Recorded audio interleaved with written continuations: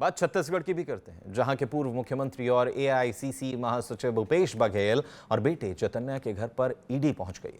छापेमारी की गई उनके भिलाई 3 पदुम नगर के जो है वो घर पर। आज सुबह 4 गाड़ियों में जो है वो ईडी की टीम पहुंची, दस्तावेज खंगालती हुई नजर आई। वहीं चैतन्य बघेल से जुड़े कई ठिकानों के साथ साथ 14 जगहों पर छापेमारी की गई।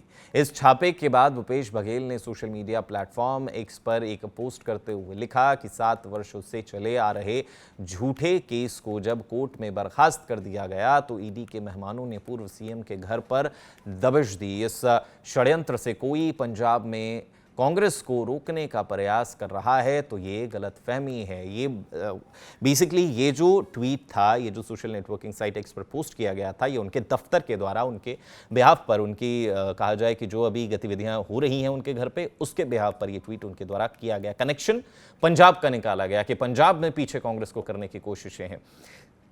तो इस मुद्दे पर जो है वो अलग अलग प्रतिक्रियाएं जो हैं वो सामने आई। कांग्रेस की खासतौर से प्रतिक्रिया सामने आई इस मुद्दे पर। हिमाचल प्रदेश के मुख्यमंत्री सुखविंदर सिंह सुक्खू का बयान आया। हरियाणा की जो सांसद हैं कुमारी शैलजा, उनका भी जो है बयान आया। उनके द्वारा क्या कुछ कहा गया, आइए सुनते हैं।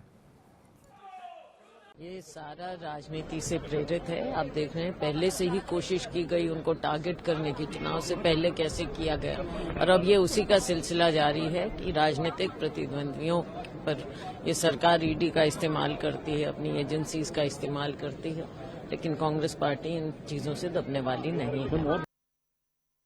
इस प्रकार का शोषण नहीं होना चाहिए।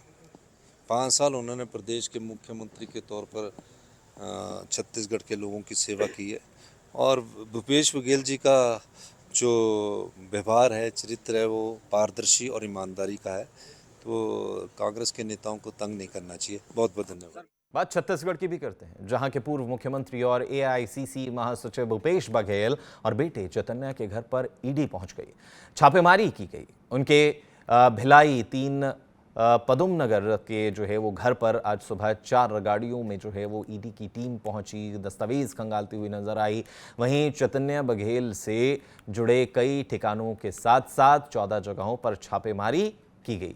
इस छापे के बाद भूपेश बघेल ने सोशल मीडिया प्लेटफॉर्म एक्स पर एक पोस्ट करते हुए लिखा कि 7 वर्षों से चले आ रहे झूठे केस को जब कोर्ट में बर्खास्त कर दिया गया तो ईडी के मेहमानों ने पूर्व सीएम के घर पर दबिश दी। इस षड्यंत्र से कोई पंजाब में कांग्रेस को रोकने का प्रयास कर रहा है तो ये गलतफहमी है। ये बेसिकली ये जो ट्वीट था, ये जो सोशल नेटवर्किंग साइट एक्स पर पोस्ट किया गया था, ये उनके दफ्तर के द्वारा उनके बिहाफ पर उनकी कहा जाए कि जो अभी गतिविधियां हो रही हैं उनके घर पे, उसके बिहाफ पर ये ट्वीट उनके द्वारा किया गया। कनेक्शन पंजाब का निकाला गया कि पंजाब में पीछे कांग्रेस को करने की कोशिशें हैं।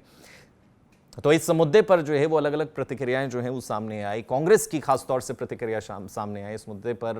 हिमाचल प्रदेश के मुख्यमंत्री सुखविंदर सिंह सुक्खू का बयान आया। हरियाणा की जो सांसद हैं कुमारी शैलजा, उनका भी जो है बयान आया। उनके द्वारा क्या कुछ कहा गया, आइए सुनते हैं। ये सारा राजनीति से प्रेरित है। आप देख रहे हैं पहले से ही कोशिश की गई उनको टारगेट करने की, चुनाव से पहले कैसे किया गया, और अब ये उसी का सिलसिला जारी है कि राजनीतिक प्रतिद्वंदियों पर ये सरकार ईडी का इस्तेमाल करती है, अपनी एजेंसीज का इस्तेमाल करती है, लेकिन कांग्रेस पार्टी इन चीजों से दबने वाली नहीं है। इस प्रकार का शोषण नहीं होना चाहिए।